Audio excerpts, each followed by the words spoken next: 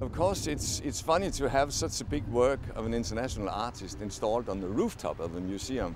But as you know, Olafur did the sun for Tate Modern in London back in 2003, and he did the waterfalls for New York in 2009.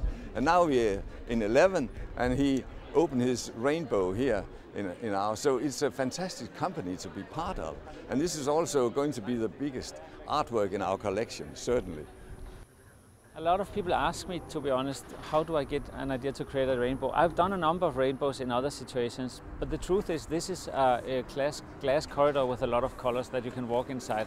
And if you imagine that you are in a rainbow, that's maybe not too bad altogether, but generally speaking, I think this work has the capacity of both being, highly pragmatic and very, let's say, somehow solid, but it also has the potential to be incredibly liquidified, or like about dreams, it's about imagination and so on.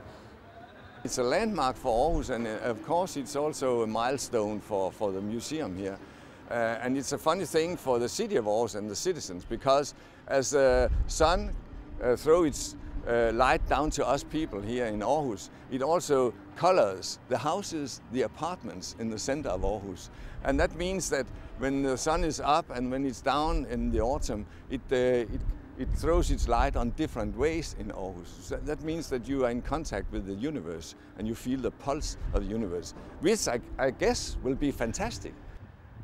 Obviously, I'm quite interested in this becoming a part of the city life, the city architecture, the language of the public space here. But I don't want it to somehow narrow down the potential of what public space is. When I think about the round shape it has and the colors, I think about a lighthouse, the way that it has one color from one part of the city and the other color from somewhere else. I hope to create a sort of a reference point where you can say, oh, by looking at the museum, I can tell where I am.